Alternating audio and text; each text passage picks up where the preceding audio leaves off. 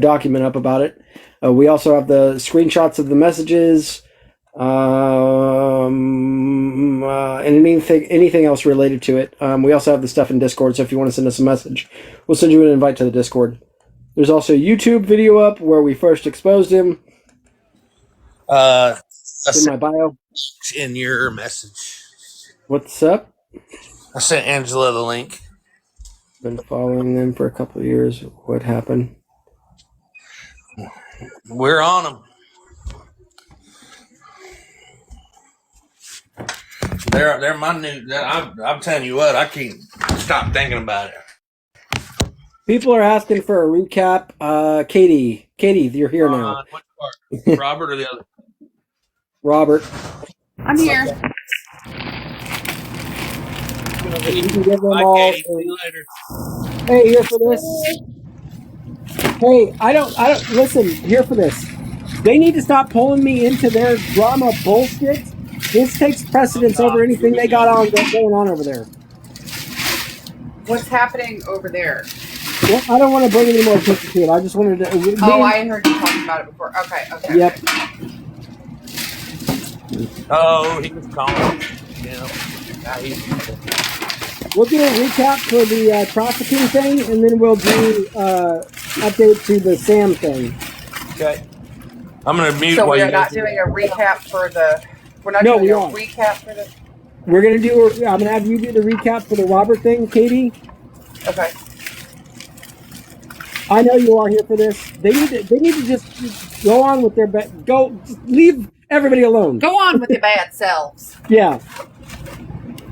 Get on with your bad selves. By the way, we're supposed to be calling the box the jewelry box. Yeah, the jewelry box. All right, Katie. Yeah, if you can give them an update or not an update, but a recap on the Robert situation, and then I'll have Coach talk about the other situation with the math heads. Okay. So, in late December, I believe it was December 26th, there was a lady. She is in the box up here. Her name's Amy. She was on watching a 42-year-old man at Walmart who had a little 13-year-old girl dry begging with him that she was needing money because she was using a $25 gift card that she got for Christmas. She didn't have enough money to get the things that she wanted. Katie, you sound like you're far away. You? I think that's my head. Hold on. It might be that my headset's not working. I'm just going to take my headset off. Hold on 1 second. That sounds much better. Hold on, guys. Sorry. All right. Is that better? Yes. Jesus. Hold on. Okay. Is that better? Yep. Much better. Okay. So December 26th, there was a guy on Facebook who who was on live with a little girl at Walmart, and he was dry begging. And if you don't know what dry begging is, it means that you're asking for money indirectly. So he was dry begging with her, and Amy up in the box up there said, hey, this is inappropriate. You really shouldn't be doing this. And started asking some questions. Well, came over and got Dennis, and within minutes, Dennis was up with this. Now, prior to this, they had been trying to help this man with some resources. He said he was homeless and he was living in his car. They were trying to help him with resources. So Amy had been watching him. So Dennis brings up this information. They go on live, and they this man had said that she was he said that it was his friend's niece, his friend's daughter, his step-granddaughter, he said that she was 4 different things. When we questioned him about that, he said, well, that was because I thought y'all would think it was weird. Well, why would we think it was weird if you were taking why would we think that was weird? What we think is weird is that you were dry begging at 10:30 at night at a Walmart with a 13-year-old girl, and you've told us she's 4 different people. So somebody went and checked his Facebook, and on his Facebook it said, does anybody else get jealous when their stepdaughter gets a boyfriend? So that made us more concerned. So someone was able to obtain messages between him and another man on Facebook who happened to be his cousin, which we didn't know yet was his cousin. This man was also in the room trying to defend this guy. But there were text messages between him and his cousin that said things like, I'm going to tell them she'll use her $25 gift card. It'll be easier to get her out of the house once her guardian is asleep. Here are the text messages. Make sure you screenshot this because we can't leave it up very long. So he said, hey, bud, you get extra cash? The cousin says, I might have something if you can bring her here to meet. Robert says, I can tell them she wants to spend the gift card at Walmart, probably around 11 or 12, okay? Now, mind you, Amy had just seen them on live at Walmart right before this. The cousin says, how much you need? Robert says, any cash, I'll let you know when we get there. Cousin says, okay. And then Robert says, we're here at the lot. She can come over when you park. Just give me the money. Okay. So again, this was the same evening that Amy saw him at live on Walmart, and he did try to deny that he was at Walmart. Then he admitted that he was at Walmart, and he changed the story about who this little girl was. So then the next one was on my way. So after this transaction, Robert says, thanks, bud. Really needed the extra. The cousin says, okay, bub, I'll try to make more money for another session with the little girl. Robert says, let me know. I can find excuses to get her out of the house. It's easy when her guardian is asleep. Then later that night, we start asking him questions on TikTok, and he goes back to his cousin and says, can you help me on TikTok? They're ganging me and dogging me, accusing me of stuff about her. So it was probably just a few hours later that one of the people there were people in his local town who were coming in and defending him, until we were able to show the messages between him and his cousin. And the one woman was like, I can't believe this, because she was defending him. This is the man who was trafficking the 13-year-old. She's like, he wouldn't do this. I've grown up with him. Well, then she sees the information. She's like, oh my God, I can't believe it. Now I believe it. Well, hold on. He said they're saying Robert is live. Oh, really? Are you sure it's Robert, or is it Raina's ex? Let me check. I know he's not live. He never goes live. Yeah, he never goes live. When my ex is live, he's always just live in a box with me. Man. Okay, yeah, it is. Are you able to stream that? Just being nosy. Do you have a second device where you can stream it, where we're able to listen to it? We're going to put this recap on pause. Well, I'll continue with the recap while she can't get in a box. She doesn't have enough followers. Oh, Shabby, can you get in a Discord right now? Yeah. Just being nosy, can you get in a Discord right now? And then get in a Discord call. We can. Yeah, let's do that. Or I can try. I'm going to try to set up my backup that can go live, and I can give her the information for it, because I don't use this backup anyways, and I fully trust them, especially her having access to Robert's lives. Yep. So I will continue with the recap here. Robert, his name is. I don't see that he's live, but he's also a private account. But doesn't a private account show on the main For You page? No, it does not. She said that she can record it. That's gonna be a long clip. That's fine. We just gotta show her how to send it over. Lots of chip bags and all kinds of crap. Anyway, okay, so we're getting that figured out. The Guardian is not.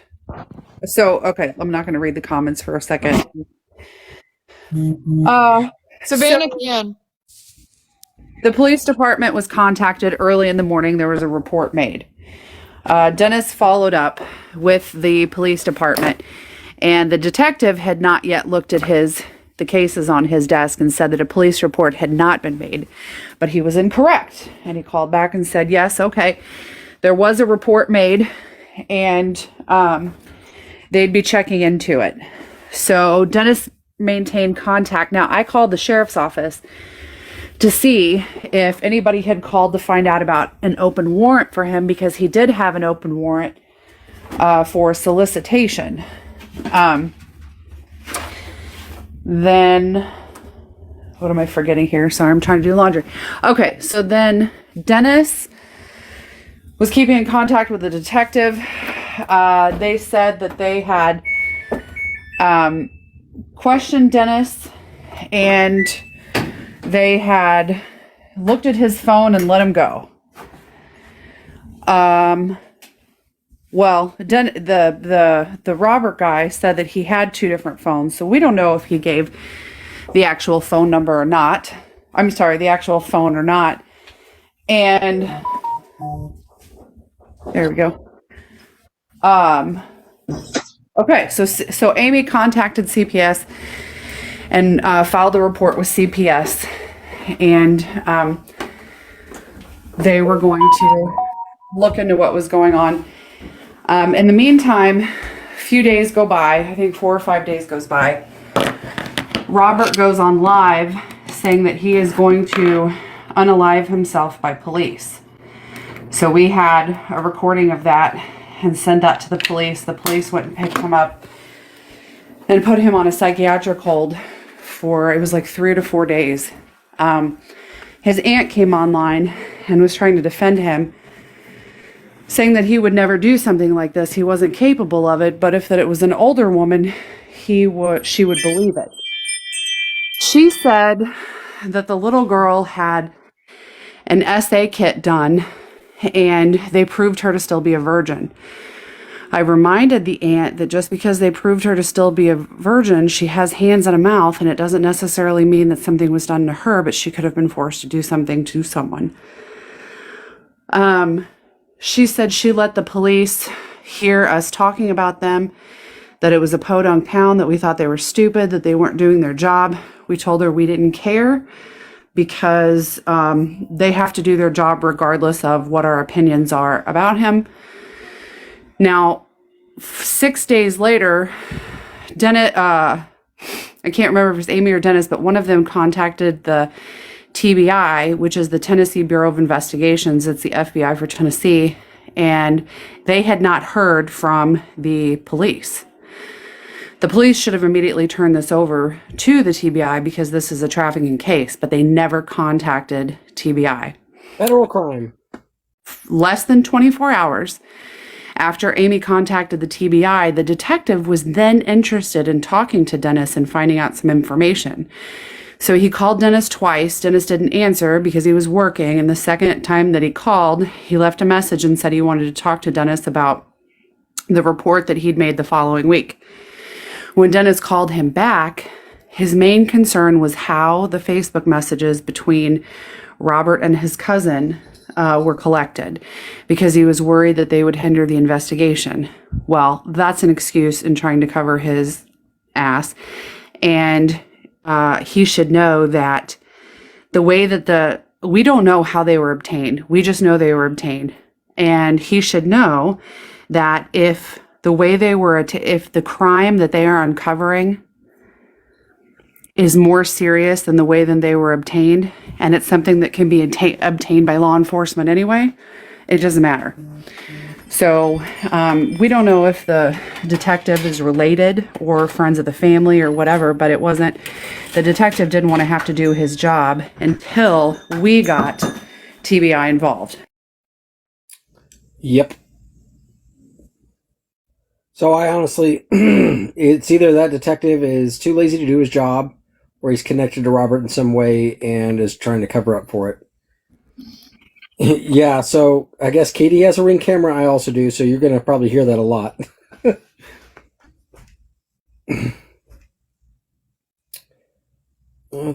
Any questions? I'm sure you guys got a million. We can, the ones that are new and don't know about the story. Just so we clarify a few things, we never made accusations against Robert. We were asking him questions. He threatened Dennis with physical violence. We never threatened him. So he continued to come in even after he was out of the hospital. The police and the hospital told him to stay off of here. He didn't. He said that himself, by the way. Those were his words, that he was told to stay off, and he's chosen not to. So he would continue to come on to these lives and mass report, of course, because he doesn't want this information being out there. So, yeah, he has also gone into other beggars' lives begging for money to buy a ticket to California. If you have the heart, don't give him the money. Buy him a ticket to California. He wants to come to California for me. If you have the heart, give him a ticket to California. I'm just going to say that. Fleeting, you weren't already following me? Fleeting. Shame. Fleeting's Oh, yeah, I seen your message before, Nosy. Also, he's going to hire an attorney and sue all of us. I said, bring it. Mm-hmm. Bring it. The man doesn't have enough gas money to drive down the road, and I'm not kidding. There's no attorney that would take this. Then he tried to say that he hired an attorney who was coming in and listening to these TikToks. If you know anything about hiring an attorney, they're going to charge by the hour unless it's like your best friend. But then your best friend probably isn't going to take on a case where there's evidence against you that you've been trafficking a child. Chad, let him go to let him go to Slab City. Let him go there. It's like 2.5 hours away from me. Let him go there. Why isn't this in the news yet? Please contact Nashville news stations. Channel 5, Channel 4, contact all the news networks. Get their attention. The more people contacting them, they're going to have to take this seriously and put it in the news, which will in turn force law enforcement to do their jobs. I'm sure TBI is doing their job, but it may also shine a light on what the situation is with the detective there that wasn't doing his job.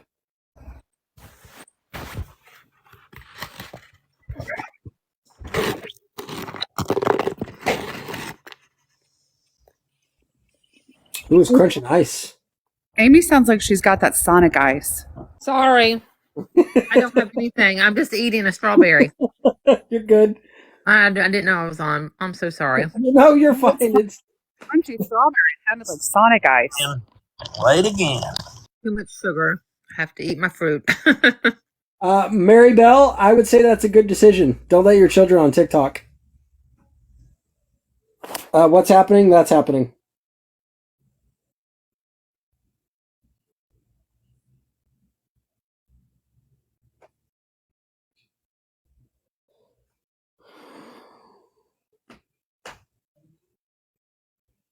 There are a lot of predators on this app. And also, just because your child may have a friend who looks to be of a young age on the app doesn't mean that they are. He was using his step-granddaughter's account also. So, yeah. I think Coach is having technical difficulties. He keeps jumping out. Hey, what's up here for this husband?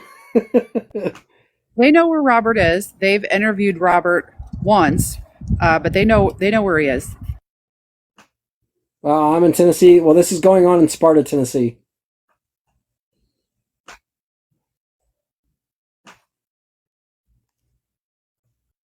And they can take pictures and use it. Yeah, I would say that's probably a good idea, Mary Bell. I wouldn't try. I've got a 7-year-old and a 4-year-old, and I would not allow them on this app. Not even if they're in their teens, I wouldn't allow them on this app.